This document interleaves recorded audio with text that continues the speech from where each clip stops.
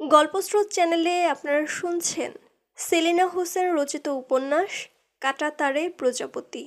আজ ৭ম পর্ব।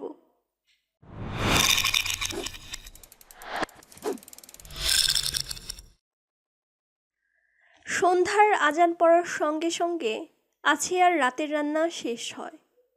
রেড়ির তেলের প্রদীপটা ও শোবার ঘরে চৌকাঠের উপর জ্বালিয়ে রাখে। আছিয়া কুতুবের জন্য অপেক্ষা করে। ও এখনো এলো না। কুয়োতলায় গিয়ে হাত মুখ ধোয়। শরীরে ঘামের গন্ধ ওর একটুও ভালো লাগে না। সন্ধ্যা হলেই প্রচুর পানি ঢেলে হাত মুখ ধোয়া ওর অভ্যেস। সবকিছু নিয়মের মধ্যে দাঁড়িয়ে গেছে। রাতে রাত্রে দেখলে ইয়াসিন রাগ করে, তৈরি খাবার চায়, কিন্তু রান্নাঘরের ঘাম নয়। আর কখনো রাগ হয়, এ নইলে আর পুরুষ মানুষ। কিন্তু না, ইয়াসিনের সামনে রাগ প্রকাশ করার সাহস ওর নেই।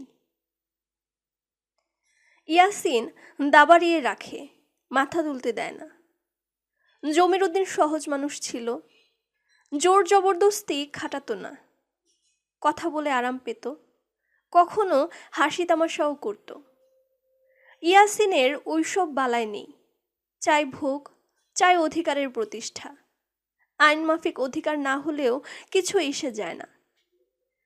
ইয়াসিনের ভালোবাসা দানে এবং ভোগে, হৃদয়ে নয়। তাই কুতুব এবং জোহরার ভালোবাসা এই মুহূর্তে ওর কাছে বিছুটির জ্বালা, সমস্ত শরীরে ছড়িয়ে যাচ্ছে। কুয়োর পানি আজ ওর সান্ত্বনা নয়। ও ছটফটিয়ে ঘরে আসে, দেখে কুতুব বারান্দায় বসে আছে, খুঁটিতে হেলান দিয়ে। বাপজান, খালা, বলতে পারেন জোহরা কেন মরল? তোমাকে পাইনি বলে? একজনকে না পেলে মরা লাগে? কুতুব একটু চেঁচিয়ে বলে। আছিয়া চুপ করে থাকে। উত্তর তার জানা নেই। মেয়ে মানুষ হয়ে পুরুষের ভোগে যার জীবন কাটল, তত্ত্ব কথা সে কোথা থেকে জানবে? জানাটা ক্ষতি, জানতে চাইলে নিয়ম নষ্ট হয়। বরং পোকার মতো বাস করা সহজ। আছিয়া এতকাল এই সহজের মধ্যে ছিল, এখনো বিচলিত বোধ করছে।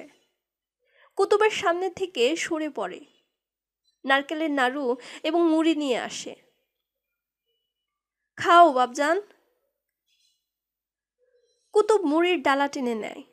প্রচণ্ড খেতে ইচ্ছে করছে। কত কিছু যে খেতে ইচ্ছে করে, ও তা কাউকে বোঝাতে পারে না। মনে হয় ছোটবেলায় মা যত ভালো খাবার খাইয়েছিল তার সবগুলো পেলে ও এক লহমায় খেয়ে শেষ করতে পারে, যেন হাজার হাজার বছর ও কোনো খাবার খায়নি। আছে ওর পাশে বসে। শরীরে একটু যত্ন নিও বাপজান। শরীর ঠিকই আছে, আমার কিছু হয়নি। চুলে তেল দাও না, মনে থাকে না। কাল রজনী নাপিতের কাছে গিয়ে চুলদাড়ি কামিয়ে ফেলবে, ভালো লাগে না। ঘরে লুঙ্গি আছে, পরো। সীতারা তোমার কাপড় ধুয়ে দিক। না, ময়লা তো সব, থাক। কুতুব নির্বিকার উত্তর দেয়। বাপজান, আপনি আমার দিকে নজর দেবেন না খালা। আমি আমার মতো থাকব। আমার সাথে বেশি কথা বললে আমি আপনার বাড়িতে আসব না। ঠিক আছে, বলবো না, তুমি আসবে। আছিয়া সঙ্গে সঙ্গে নরম হয়ে যায়। তবু কুতুব ওর কাছে আসুক। কুতুব কালবৈশাখী হয়ে ওর জীবনের গ্লানি ছিন্ন ভিন্ন করে দিক। কুতুব শ্রাবণের অবিশ্রান্ত ধারা হয়ে ছিন্ন ভিন্ন টুকরোগুলো ধুয়ে নিয়ে যাক। এই মুহূর্তে জীবনের অনেক জঞ্জাল সাফসুত্র হওয়া বড় জরুরি। ও তখন কুতুবকে আক্রমণ করে। তুমি পারলে না জোহরাকে নিয়ে পালিয়ে যেতে? পালালে ইয়াসিন কুত্তা আমাদেরকে মেরে ফেলতো। মরলে কি হয়? আছিয়ার জন্য বড় দুঃসাহসী উচ্চারণ। কুতুব মুহূর্তে জবাব দিতে পারে না। ইয়াসিন বসনির সঙ্গে একটা অবৈধ সম্পর্ক গড়ে নিয়ে যে ভোগের জীবন যাপন করে, তার কাছে মৃত্যুর উচ্চারণ সহজ নয়। ভালোবাসাহীন জীবনে মৃত্যুর উচ্চারণ কঠিন। জোহরাই তো প্রমাণ করেছে, একমাত্র প্রচণ্ড ভালোবাসাতে মৃত্যু বন্ধু হতে পারে। তবে কি এটা আছে আর পরিহাস? ও কি নিজেকে উপহাস করছে? তবু মরিয়া হয়ে আবার বলে, মরলে কি হয়? কিছু না। তাহলে পারলে না কেন? বলতে পারি না। আপনি মরতে পারতেন খালা? বলতে পারি না। জোহরার মতো ভালোবাসা আমার নাই কুতুব। একটা দীর্ঘশ্বাস বাতাসে ভেসে যায়। কুতুব চমকে ওঠে। কোনোদিন এত কাছ থেকে আছিয়াকে দেখা হয়নি। এত কাছের মানুষের বুকের ভেতর এত গভীর কয়লার খনি থাকে এবং সেখানে ধোঁয়া জমে, কখনো কি মন না খুললে তা বোঝা যায়? কুতুবের ভীষণ লাভ হয় অভিজ্ঞতার ভাড়ার ভরে। বড় লোকসানের মধ্য দিয়ে ও বড় লাভে প্রবেশ করেছে। এক অর্থে ওর আজ সুদিন। ও হু হু করে হেসে ওঠে। হাসলে কেন বাপজান? আজমল বলে, কোনো দিন খারাপ না, সব দিন সুদিন। মানুষ কিছু না কিছু পায়। আজমল? আর বুক ধক করে ওঠে। আজমল খুব ভালো ছেলে, আমার পছন্দের মানুষ। ও তেভাগা আন্দোলনে গেছে। কোথায়? নাচল। তেভাগা ভালো না কুতুব? আর কণ্ঠ রূঢ় এবং আধিপত্যের সুর ধ্বনিত হয় সেখান থেকে। অধিকার ছাড়তে রাজি নয়। ওর ধারণা, তেভাগার সূত্র ধরে সব সাধারণ মানুষই দাবি আদায়ে নামবে। তখন ব্যবসার ক্ষতি হবে। আর মুহূর্তিক পরিবর্তনে কুতুব ক্ষিপ্ত হয়ে বলে, আমরা তেভাগা চাই। তুমি একা খাবে আর 10 জন উপোস দেবে, তা হবে না। আমরা গায়ে খেটে ফসল ফলাবো আর তুমি পায়ের উপর পা তুলে খাবে, তা হবে না। আছিয়া হিংস্র স্বরে বলে, জমি যার ফসল তার। না, মানি না। কুতুব ক্ষেপে ওঠে, চেঁচিয়ে কথা বলে। ওর ঘৃণা বাড়ে। আছিয়া একটা আস্ত রক্ষিতার মতো কথা বলছে। ও ইয়াসিন বসনির উপযুক্ত।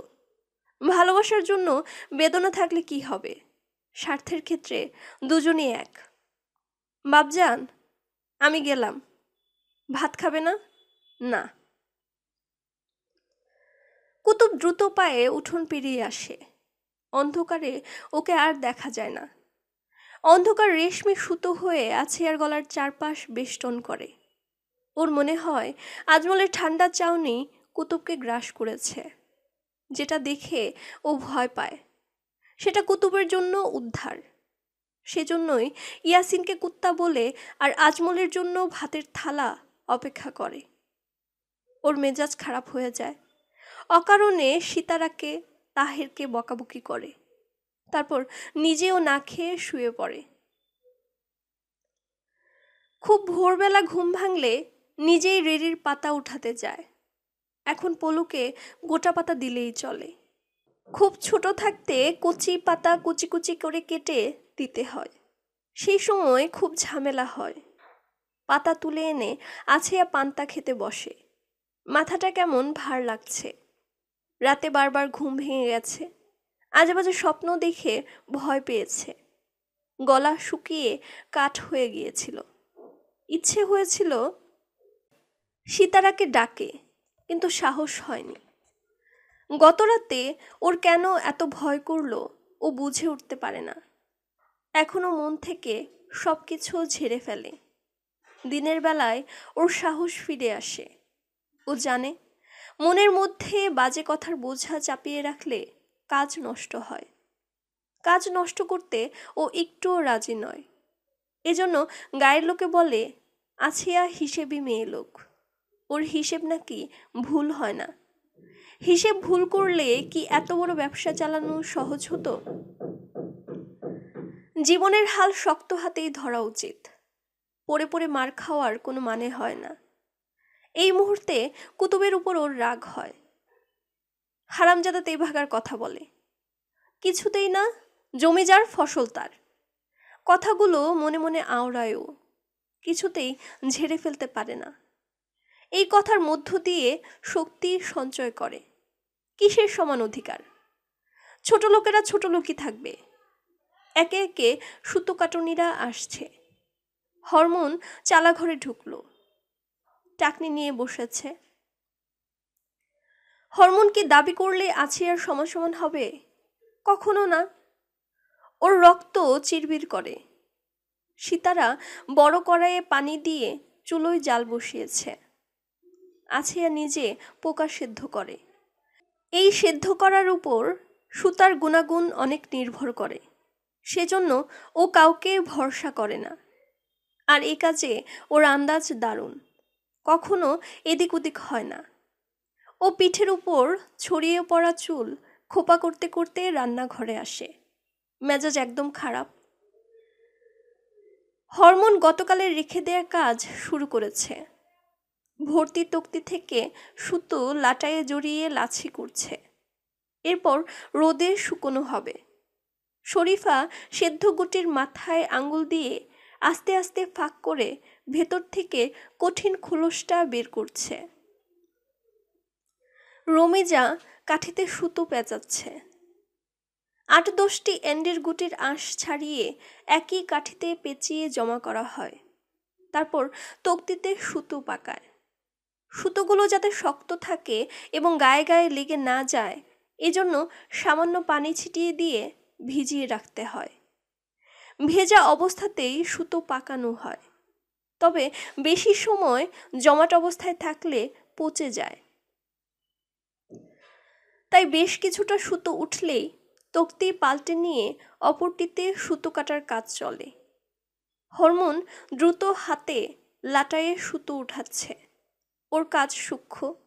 তাঁতিরা ওর সুতো পছন্দ করে। একটু পরে আকবর আসবে সুতো নিতে। গত সপ্তাহে বলে গেছে আজ আসার কথা। ও সপ্তাহে একবার আসে। সব সুতো ওর কাছে বিক্রি করে আছিয়া। ও আসে শিবগঞ্জ থেকে। আকবর শিবগঞ্জের তাঁতিদের কাছে সুতো বিক্রি করে। ও বিভিন্ন জায়গা থেকে সুতো সংগ্রহ করে। পাকা লোক, এক নজরে সুতোর ভালো মন্দ বুঝে ফেলে। হরমোনের সুতোয় নাকি চমৎকার অ্যান্ডির চাদর হয়। মুগা সুতো দিয়ে হাতে চালানো তাতে অ্যান্ডির চাদর তৈরি করে তাঁতিরা। সারা দেশে এর কদর। জমিরুদ্দিন তো অন্য চাদর গায়েই দিত না, ইয়াসিনও তাই। বড় ঘরের সবার অ্যান্ডির চাদর থাকা চাই, নইলে আভিজাত্য ক্ষুণ্ণ হয়। আছিয়ার মুখে পরিতৃপ্তির হাসি ফোটে। ব্যবসা শুধু টাকা উপার্জন নয়, এই ব্যবসায় ওর ভালো লাগা জড়িয়ে আছে। আগুনের তাপে আছিয়ার মুখ লাল হয়ে ওঠে। ওকে খুব সুন্দর দেখায়। আছিয়াবু। হরমোন কিছুটা ভয়ে ভয়ে মৃদু স্বরে ডাকে। কাজের সময় কথা বলা আছিয়া একদম পছন্দ করে না। সাড়া না পেয়ে ও আবার ডাকে, আসিয়াবু। আছিয়া না তাকিয়ে বলে, বল। জোহরানি কি গলায় ফাঁস দিছে? আছিয়া এক মুহূর্ত থমকে যায়। তারপর চোখ তুলে বলে, হ্যাঁ। আহারে। কাটুনিরা সবাই দুঃখসূচক শব্দ করে। ওই শব্দ আছিয়ার বুকে দাউ দাউ করে জ্বলে ওঠে। ও কাজ হয়ে গেলে চুলোর কাছ থেকে উঠে আসে। ঘর থেকে সুতোর লাছি বের করে এনে উঠোনে খাটিয়ার উপর মেলে দেয়। কিছুক্ষণ রোদে রাখা দরকার। ভিজে ভাব নেই, তবু সাবধানের মার নেই তো। এমনিতেই সুতো পাকানোর সময় এবং তক্তি বদলের ফলে বেশ শুকিয়ে আসে। সুতোর কেমন একটা গন্ধ আছে, ও ঠিক বোঝাতে পারে না। বুক ভরে শ্বাস নিলে ওর আরাম লাগে। তখন শুনতে পায় হরমোন বলছে, জোহরা ভালো মায়া ছিল। আহারে, বাপটা একটা শয়তান, এমন কইরা মায়াটারে শেষ করে দিল। কুতুবও শেষ হয়ে যাবি। থামো তো তোমরা। শরীফা নিচু স্বরে বলে, বললে কি হবে? সব কথাই আছিয়ার কানে যায়। নিজের কতজনের সাথে আস নাই, মায়াটার পিড়িতে সহ্য হলো না। চুপ চুপ চুপ করবো কেন? আসে এবু শুনলে কি হবি? আমারকে সারা কাক দিয়ে কাম করাবি? ওদের কণ্ঠে কিছুটা উদ্ধত্ত। আছিয়ার কান লাল হয়ে যায়। দড়ির খাটিয়ায় বসে ও সুতো নাড়াচাড়া করে, কারো দিকে তাকায় না। জোহরা প্রসঙ্গে ও আবার মুষড়ে পড়ে। কাটুনিরা কি জানে এই প্রসঙ্গে ও নিজের সম্পর্কে নতুন করে ভাবতে শিখেছে? ওরা কি বুঝবে ওকে? বুঝবে কি ভালোবাসাহীন জীবনযাপনের জন্য ওর বুক হাহাকার করছে? বুঝবে কি এই গ্লানিকর জীবনযাপনে ওর রুচি নেই? আম্মা, আকবর জুলাই এসে। আছিয়ার চমক ভাঙে। আকবর পান খাওয়া লাল দাঁত বের করে হাসতে হাসতে সামনে আসে। ক্যাঙ্কা আছেন আম্মা? ভালো, তুমি? আমার গে আর থাকা, কেবল এখান থেকে ওখানে দৌড় পাড়া। জানে আর কত সয় কন? আকবর দীর্ঘশ্বাস ফেলে। বসো। সীতারা ওকে জলচৌকি এনে দেয়। ও বসতে বসতে বলে, বাজারে শুনলাম জোহরা ফাঁস দিছে। আহারে, আবার জোহরা? জোহরা এখন এই এলাকার লোকের মুখে মুখে। জোহরা মরে গিয়ে আছিয়ার মগজে ঢুকেছে। কি করে নামাবে ও? আমার কি শরীর খারাপ? না, ভালোই আছি। তুমি সুতো মাপো। আছিয়া মুহূর্তে নিজের শক্তিতে ফিরে আসে। কথায় কিছুটা ধমক, যেন বাজে কথা আর বলবে না। আকবর কাজ শুরু করে। ওকে বিদায় করাই এখন আছিয়ার লক্ষ্য। আজ আর ওর কাজে উৎসাহ নেই। মাথা ঝিমঝিম করে। মন খারাপ থাকলে শরীরের সব অঙ্গ প্রত্যঙ্গ ঝিমিয়ে আসে। আকবরের কাছ থেকে দাম বুঝে নিয়ে ও ঘরে গিয়ে শুয়ে থাকে। আকবর সুতোর পুটলা বাঁধতে ব্যস্ত। অসময়ে শুয়ে থাকা ওর একদম পছন্দ নয়। আজ ওর মন ভালো নেই, তাই সব নিয়মের ব্যতিক্রম হয়ে যাচ্ছে। কাটুনিরা অবাক হয়। সীতারা চুলে তেল দিতে এসে বকা খেয়ে ফিরে যায়। কেউ বুঝতে পারে না যে কি ঘটল। সুতোর পুটলা কাঁধে উঠাতে উঠাতে আকবর সীতারাকে বলে, বুঝলা সীতারা, মায়াটা মরাতে আমার মন খুব খারাপ। আজমল এটি নাই, থাকলে বাপ বেটায় মারামারি বাত্য কয়া দিলাম। ইয়াসিনটা মানুষ না। ঘরে শুয়ে সব কথা শুনতে পায় আছিয়া। ওর ভেতরটা পুড়ে যাচ্ছে। আজ কেউ ওকে সমীহ করে কথা বলে না। রমেনের বৈঠকখানা নিস্তব্ধ। থম ধরে আছে মানুষগুলো। খোলা হাওয়া মুখোমুখি জানালা দিয়ে বেরিয়ে যায়, কিন্তু বেরোতে চায় না কারো বুকের নিঃশ্বাস। অনেকের সঙ্গে মুখ চুন করে বসে থাকে আজমলও। জোহরার মৃত্যুর খবর ওর কাছে পৌঁছেনি, কিন্তু তার চাইতেও ভয়াবহ মৃত্যুর খবর ওদের বিমূঢ় করে রাখে। কলকাতার দাঙ্গার খবর এনেছে ফণীভূষণ। এই কিছুক্ষণ আগে ও মালদহ থেকে ফিরেছে। আজমল ঘরের মানুষগুলোর উপর দৃষ্টি ঘোরায়। বিবর্ণ দেখাচ্ছে সবাইকে, শুকনো এবং মলিন। ইলা সবাইকে গ্লাসে করে ডাবের পানি দেয়, সঙ্গে মুড়ির মোয়া। কিন্তু খাবারে কারো আগ্রহ নেই। আজমল এক চুমুকে ডাবের পানি খেয়ে ফেলে। ওর মনে হয় বুক শুকিয়ে চরচর করছে। দাঙ্গার বর্ণনা শোনার পর থেকে ওর স্বস্তি নেই। ও কেবলই ইয়াসিন বসনির ক্রুদ্ধ চেহারা দেখতে পায়। এখানে আসার সময় ইয়াসিনকে বলে আসা হয়নি। বাশারকে দায়িত্ব দিয়ে চলে এসেছে। ফিরলে ইয়াসিন বসনি গালাগালির তুলোধুনো করে ছাড়বে। ইয়াসিনের মুখটা এখন কলকাতার রাস্তায় পড়ে থাকা ক্ষতবিক্ষত রক্তাক্ত নরনারীর মুখের মতো। ওটাকে কুপিয়ে মেরে ফেললে কেমন হয়? মুহূর্তে আজমলের শরীর শিরশির করে ওঠে। ও দাঁত কিরমির করে। তখন রমেন উঠে জানালার কাছে গিয়ে দাঁড়ায়। ম্লান হেসে বলে, বড় গুমোট লাগছে। ঘরের কেউ কোনো কথা বলে না। রমেনের হাতে ডাবের পানি। ও এক চুমুক খায় এবং মগজ পরিষ্কার করার চেষ্টা করে। এই বছরের মার্চ মাসে সারা ভারতের নির্বাচন হয়ে গেল। বাংলাদেশে মুসলিম লীগ জয়লাভ করলে সোহরাওয়ার্দী হলেন প্রধানমন্ত্রী। 12ই আগস্ট লীগ কেন্দ্রীয় সরকার গঠন করলে মুসলিম লীগ তাতে যোগ দিল না। তার আগেই তারা 16ই আগস্ট প্রত্যক্ষ সংগ্রাম দিবস ঘোষণা করেছিল। এই দিন প্রচণ্ড দাঙ্গায় কলকাতার বায়ু দূষিত হয়। রমেন চোখ বুজলে দেখতে পায় সেই দৃশ্য। দেখতে পায় উপর হয়ে এক যুবক, মুখ থুবড়ে পড়ে এক মহিলা, দ্বিখণ্ডিত শিশু। ভাবতেই অস্ফুট আর্তনাদ বেরিয়ে আসে মুখ থেকে। ও দ্রুত ডাবের পানিতে ঠোঁট রাখে, গলার কাছে ভারী হয়ে থাকে। ভারত জুড়ে চলছে দাঙ্গার তাণ্ডব লীলা। মুসলিম লীগের বামপন্থী দল আবুল হাশিমের নেতৃত্বে যখন প্রচার করছে আমাদের সংগ্রাম ব্রিটিশ সাম্রাজ্যবাদীদের বিরুদ্ধে, তখন নাজিমুদ্দিনের নেতৃত্বে তার দল বলতে লাগলো, এই সংগ্রাম কেবল ব্রিটিশের বিরুদ্ধে নয়, বর্ণ হিন্দুদেরও বিরুদ্ধে।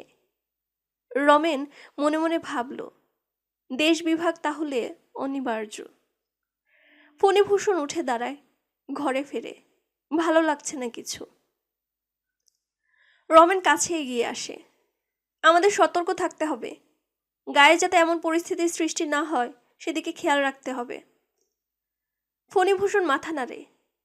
ঠিকই বলেছ, আমাদের মধ্যে যেন কোনো উস্কানিমূলক ঘটনা না ঘটে, এটা ঠেকানো আমাদের প্রথম কর্তব্য। রমেন আজিজের ঘাড়ে হাত রাখে। তুমি না বলেছিলে ভোলাহাট যাবে? আপাতত সেটা বন্ধ রাখো। তুমি আমাদের ছেলেদের খবর দাও, যে কোনো পরিস্থিতি মোকাবেলা করার জন্য তৈরি থাকতে বলো। আজিজ ঘাড় নাড়ে, সঙ্গে সঙ্গে অন্যরাও। ওরা বেরিয়ে আসে, যে যার বাড়ির পথ ধরে। ফণিভূষণ বারান্দায় একটুক্ষণ দাঁড়ায়। তরুণদের স্লোগান তখনও ভেসে আসছে। ও আস্তে করে বলে, পাকিস্তান বোধহয় হয়েই যাবে। রমেন সায় দেয়, মনে হয়। আজমল আর আজিজ দুজনে বাঁশঝাড় পেরিয়ে আসে। তোর মন খারাপ হলো আজমল? যা শুনলাম, মন খারাপ আর কি হবে? মাসখানেক পর তুই চলে আসবি, দুজনে মিলে আশিকালির সঙ্গে পাখি ধরতে যাব। সেই ভালো, তুই বাড়ি যা। 5-7 দিন কিংবা দরকার হলে আরও বেশি দিন আমার আর বাড়ি ফেরা হবে না। আমি আজ চণ্ডীপুর যাচ্ছি, তারপর অন্যদিকে। মামা রাগ করবে না? সে তো সারাক্ষণই করছে। কিছুদিনের মধ্যে বাড়ি ছেড়ে দেব। তুই মাকে বলে আজই চলে যা, নাকি কাল যাবি? কাল যাব। ঠিক আছে। পথের বাঁকে আজিজ অন্য রাস্তা ধরে। আজমল অনেকক্ষণ দাঁড়িয়ে থাকে। কেমন করে আজি যেমন সহজে সবকিছু পারে, কি মন্ত্র ওর ভেতর কাজ করে। আজিজকে যত দেখে তত ওর সবকিছু এলোমেলো হয়ে যায়। হাঁটতে হাঁটতে শোয়েব সরকারের সঙ্গে দেখা হয়। শোয়েব একগাল হাসে।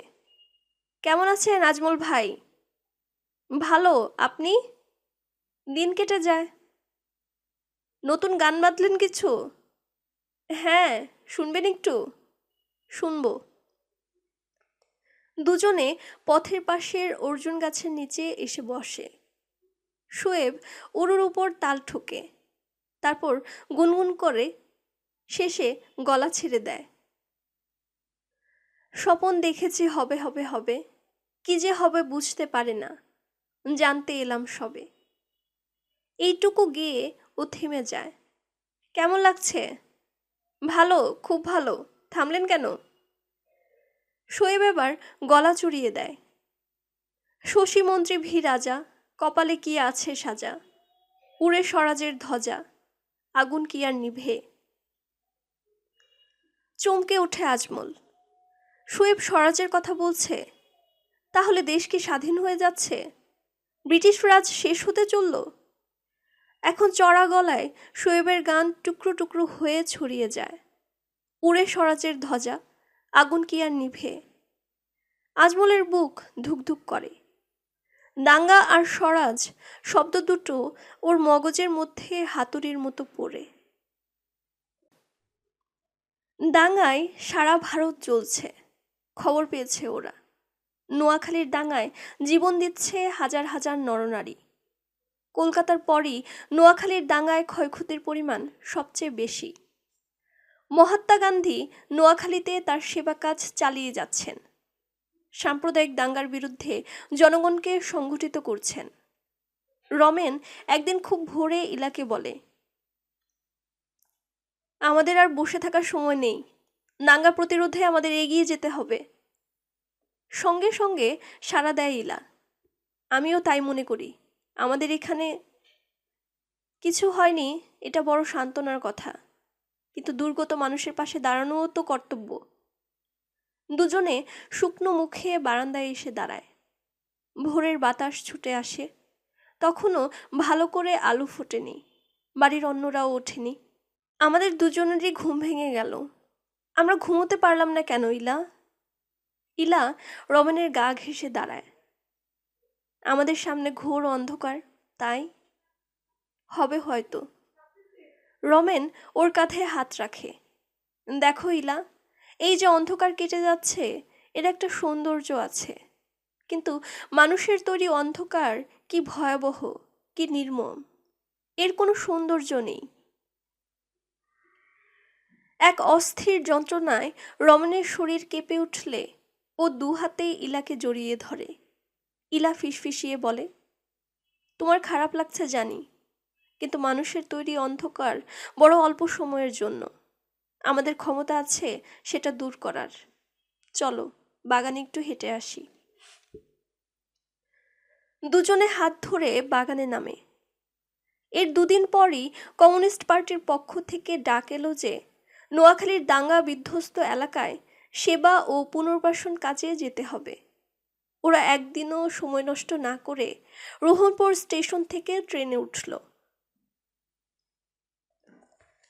এই ভয়াবহ দাঙ্গায় মানুষ ভুলে গেল মানুষের কথা। সবাই রূপান্তরিত হয়ে গেল হিন্দু আর মুসলমানে। অবশ্য অন্য ধর্মের যারা, তারা তো একদমই সংখ্যাগরিষ্ঠ। ঘৃণা এবং বিদ্বেষ দ্রুত ঢুকতে থাকে ওদের রক্তে। চারদিকে অন্ধকার, চারদিকে নৈরাজ্য। এই অবস্থার পরিপ্রেক্ষিতে ব্রিটিশ সরকার 1947 সালের 20 ফেব্রুয়ারি ঘোষণা করে যে 1948 জুন মাসের মধ্যে তারা ভারত ছেড়ে চলে যাবে।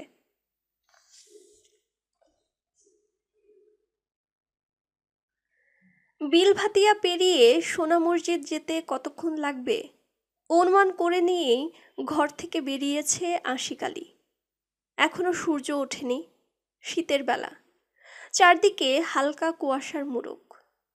বেলা বাড়লে আর যাই হোক, রোদের তাপে চামড়া পুড়বে না। রোদে হাঁটতে ওর কষ্ট হয়, শরীরে চাকা চাকা দাগ হয়, জ্বালা করে। আশিক আলী রোদ ভয় পায়, তাই ছায়া চায়। ও দ্রুত পা চালায়, হাঁটতে ভালো লাগছে। রাস্তায় তেমন কেউ বের হয়নি। দুপাশে তুত গাছের সারি, গাছগুলো বেশি বড় নয়, রাস্তার উপর ছায়া বিছিয়ে রাখে না। এই রাস্তায় তেমন বড় গাছ নেই। আর বিলভাতিয়া তো খা খা করে, ওটা রাস্তা নয়, সরু পায়ে চলার পথ আছে কেবল, তাই বৃক্ষহীন। ফসলের মৌসুমে আদিগন্ত সবুজ হয়ে থাকে, বর্ষায় টলমলো জলের আধার। বিলভাতিয়া ওর প্রিয় জায়গা। আজকের দিনে এই বিল পেরিয়ে ও যাবে প্রিয়জনের খোঁজে। আশিক আলীর পরনে নীল লুঙ্গি, গায়ে সাদা পাঞ্জাবি, কিছুটা পুরনো। ভেতরে নতুন কেনা গেঞ্জি আছে, পায়ে জুতো নেই, হাতে কালো রঙের ছাতা। ছাতা ছাড়া ও পথে নামে না, ওর কেমন ভয় করে। এই জিনিসটি হাতে থাকলে মনে জোর পায়। ও ভীতু স্বভাবের লোক, কাউকে জোরো কথা বলতে পারে না, সব সময় নিজের ভেতর গুটিয়ে থাকে। আজকের এই ভোরবেলা ওর দারুণ মনে হয়। হঠাৎ করে নিজের উপর আস্থা বেড়ে যায় এবং ভাবতে থাকে এখন থেকে কেউ ওকে ধমকাতে এলে ও তাকে আরও 10টা কথা বলে দেবে। গুড়ি গুড়ি কুয়াশা ওর চুলের উপর লেগে থাকে। মাঝে মাঝে হাঁচি আসছে। ওর পকেটে রুমাল নেই, কাঁধে গামছাও না। ও পাঞ্জাবির হাতে নাক মুছে নেয়। খালি পা শিশিরে ভিজে উঠলে ওর অস্বস্তি লাগে। একবার ভাবে এত ভোরে না বেরুলে পারত। পরক্ষণে মনে হয় ঠিকই করেছে। এই দোলাচল আশিকালির স্বভাব। বিলভাতিয়ার জায়গায় জায়গায় এখনো গোলাকার পানির বৃত্ত রোদে চকচক করছে। বড় বোন রহিমুন ওকে গরম ভাত দিয়েছে, সঙ্গে ডিম ভাজি আর ভর্তা। এটুকু পেলেই ও খুশি হয়। খাওয়া শেষে ওর পরিতৃপ্ত মুখের দিকে তাকিয়ে রহিমুন বলেছিল, ভাইজান, এই খুশি যেন আপনার সারা জীবন থাকে, আর কোনো দুঃখ না। ও মাথা নেড়ে বলেছিল, সুখ থাকে না কেন, এ তো আমিও ভাবি। বিলভাতিয়ার গোলাকার পানির বৃত্তের সামনে দাঁড়িয়ে ওর হঠাৎ খিদে পায়, যেন রহিমনের রাধা ভাতের কোনো কিছুই অবশিষ্ট নেই। প্রশ্নটা ওর নিজেরও। খুশি কেন জীবনভর থাকে না, কেন ভেঙে গুড়িয়ে যায়? ও ছাতাটা মাটির উপর রেখে বসে, একটু জিরিয়ে নিতে চায়। অনেকটা পথ হেঁটে এসেছে। পেটে একটু চিনচিনে ব্যথা হচ্ছে। ভরপেটে হাঁটার জন্য কি কে জানে। আশিকালি হাত উল্টিয়ে বড় করে শ্বাস ফেলে। ইদানিং বেশিরভাগ সময়ই দীর্ঘশ্বাস উঠে আসে বুকের নিচে থেকে। কেন এমন হয় ও জানে না। আশিকালির বয়স এখন 36। স্বাস্থ্য মোটামুটি ভালো, রোগবালাই তেমন নেই। ও সুখী ঘর সংসার নিয়ে জীবনযাপন করতে পারে। ওর আয়ে অভাব হয় না, প্রাচুর্যও নেই। ও মাঝপথের মানুষ। শুধু ধূপগাছের মতো কোনো এক সময়ে বুক ফেটে কষ গড়িয়ে পড়ে। ওর ঘরের সামনে একটা বিশাল ধূপ গাছ আছে। রহিমুন বহুবার বলেছে গাছটা কেটে ফেলতে। ও কাটে না। গাছটা ওর শখের। গাছের গুড়িটা বেশ মোটা, প্রায়ই বাকল ফেটে রস বেরিয়ে আসে এবং কিছুক্ষণের মধ্যে জমাট হয়ে যায়। এই কষ পোড়ালে ধূপের মতো গন্ধ হয়। আশিকালির গাছটা প্রিয় এজন্য যে ওর ধারণা ওর বুকের মধ্যে এমন একটি গুড়ি আছে। প্রথম রস বেরিয়ে আসে যেদিন জরিমন মারা যায়, ওর প্রথম স্ত্রী। সেই রাতে আশিকালির ঘরে কেরোসিন ছিল না। ও কেবল সংসার শুরু করেছে। রোজগার তেমন নেই। চারদিকে দিশেহারা অবস্থা। জরিমন অন্ধকারে কোকাচ্ছে। কখনো তীক্ষ্ণ চিৎকারে কেমন অবশ করে দিচ্ছে ওকে। জরিমনের তখন প্রসবের অবস্থা। ও দরজার কাছে বসেছিল, উৎকণ্ঠিত যন্ত্রণা দগ্ধ। গায়ের বুড়ি দাদি সুরাতন ছিল ঘরে। ওকে বকাবকি করছিল, গালিও দিচ্ছিল। আশিকালির মুখে কথা ছিল না। কাঁদতে ইচ্ছে করছিল, অথচ গলা দিয়ে শব্দ বেরোয় না। ও বিমূঢ়, স্থবির, বিশাল পাথর একটা। বুকের ভেতর একটা ইচ্ছা মহানন্দার স্রোতের মতো তীব্র হয়ে ওঠে। খুব ইচ্ছে করে যন্ত্রণায় কুঁকড়ে যাওয়া জরিমনের নীল চেহারা দেখতে। ওর প্রিয় জরিমন। মাত্র 10 মাস আগে বিয়ে হয়েছে, অথচ এখন ওর কাছে যাওয়ার সাহস নেই। আশিকালি পারে না, ধরে রাখতে পারে না। পায়চারি করে, বসে, বিড়ি ধরায়, পানি খাওয়ায়, দুহাতে চুল চেপে ধরে। ও এখন আর নিজের মধ্যে নেই। মনে প্রাণে ভোরের প্রার্থনা করে। সুরাতন উচ্চস্বরে বলে, ক্যাঙ্কা বেটা ছেলে তুমি গো, ও বাপ, একটা কুপি আনো না। ও বোকার মতো দাঁড়িয়েই থাকে। এত রাতে কার কাছে কুপি চাইতে যাবে? সুরাতুন কিছুক্ষণ গালাগালি করে আবার ঘরে ঢুকে যায়। বুড়িও অস্থির, কি করবে বুঝতে পারে না। জরিমনের চিৎকার গুঙানিতে পরিণত হয়েছে, কিছুটা নিস্তেজও। সেই শব্দে আশিক আলী ভয় পায়।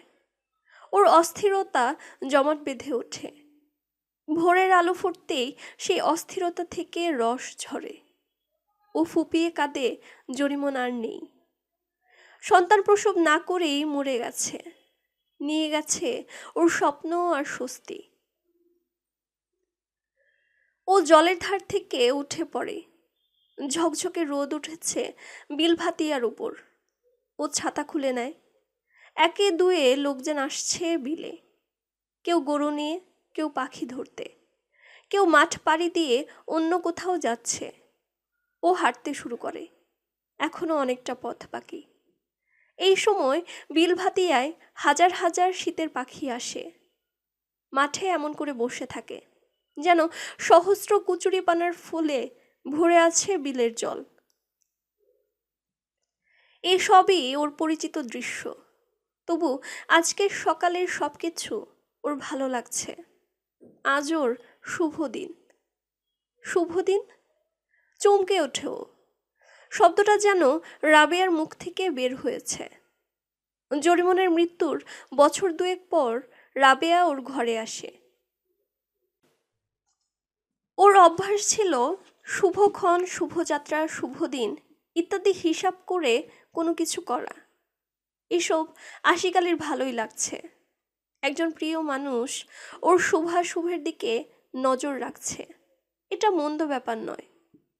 ও যেদিন রেশমের সুতো নিয়ে মালদহ যেত, সেদিন রাবেয়া সারাদিন অপেক্ষায় থাকত, বলতো আজ হামা করে শুভ দিন। সেদিনও ইংরেজ বাজার থেকে রাবেয়ার মন মতো সওদা নিয়ে আসতো। ওর সঙ্গে বিয়ের পর আশিক আলীর সংসারে সচ্ছলতা আসতে শুরু করে, রোজগার ভালোই হয়।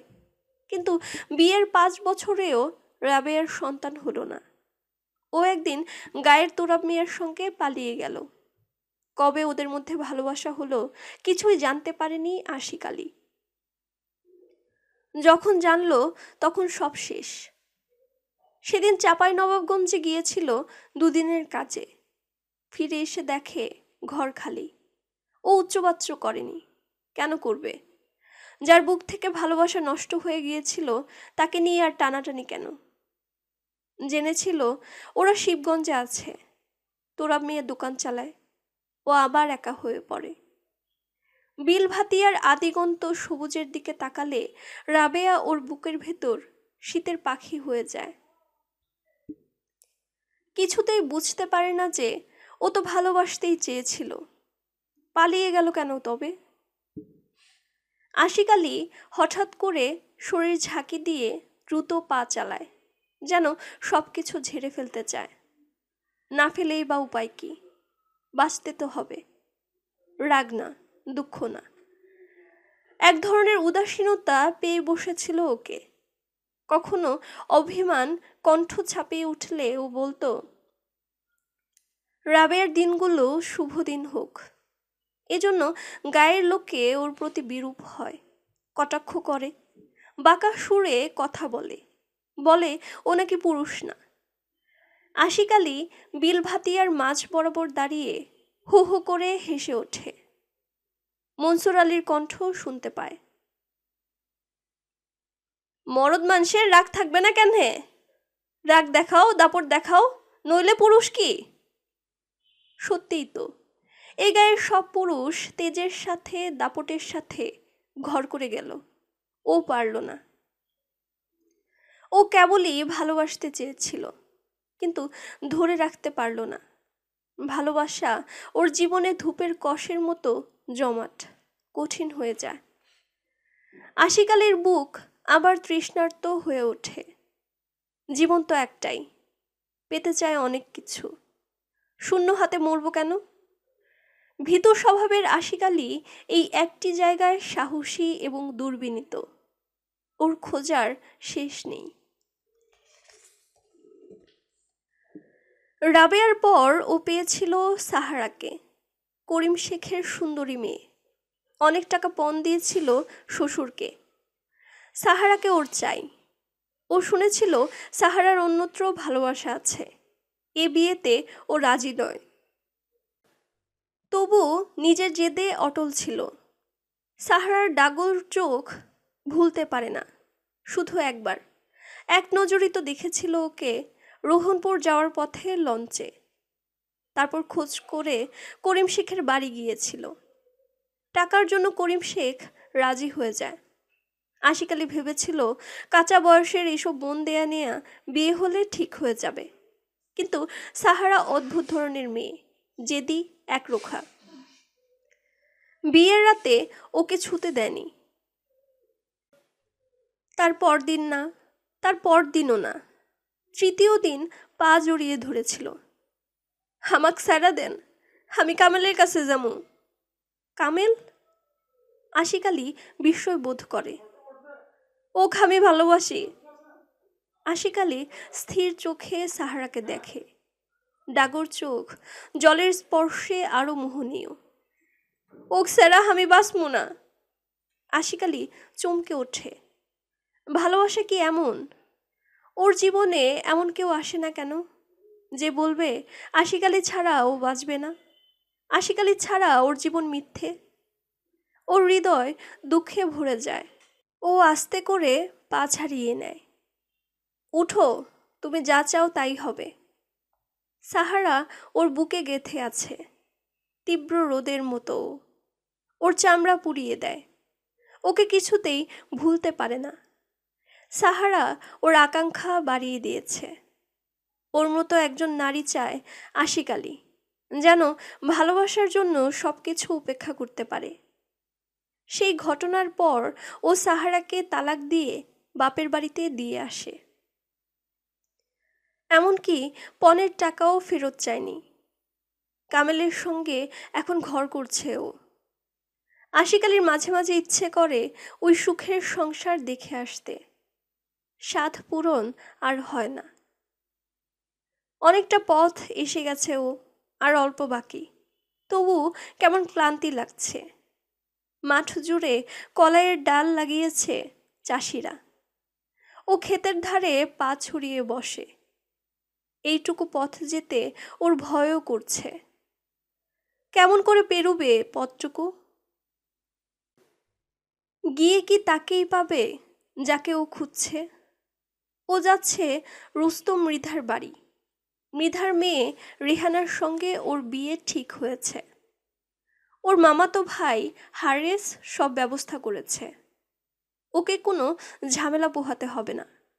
তবু ওর বুকে কাঁপুনি জাগে, যেন শীতের কনকনে উত্তরে বাতাস ওকে কাঁপিয়ে দিল। তা নয়, কাঁপুনি ওর নিজের ভেতর। কাঁপুনি সুখ এবং দুঃখে, আকাঙ্ক্ষা এবং তৃষ্ণায়। আশিক আলীর কাঁপুনি থামে না। ও উঠে হাঁটা শুরু করে। হাঁটলে শরীরের জড়তা কমে যায়। ও ছাতা বন্ধ করে। রোদ লাগুক শরীরে। রোদ লাগলে কাঁপুনি কমতে পারে, কিন্তু না, কাঁপুনি কমে না। ও বুঝতে পারে ওর শরীর জুড়ে উত্তেজনা। উত্তেজনায় ও অন্যরকম হয়ে যাচ্ছে। আসলে ওর ভেতর এখন একটা তীব্র আকাঙ্ক্ষা, যে আকাঙ্ক্ষা ওকে দুমড়ে মুচড়ে ফেলবে। ও রেহানা নামের একটি মেয়েকে পেতে যাচ্ছে, কিন্তু তাকে সাহারার মতো হতে হবে। ভাবতেই ওর বুক শূন্য হয়ে যায়। বিলভাতিয়ার খোলা প্রান্তরের মতো ওর বুকের উপর দিয়ে হাহাকার বয়ে যায়। ও চিৎকার করে ওঠে। তেমন একজন নারী চাই যে বলবে আশিক আলী ছাড়া আমি বাঁচব না।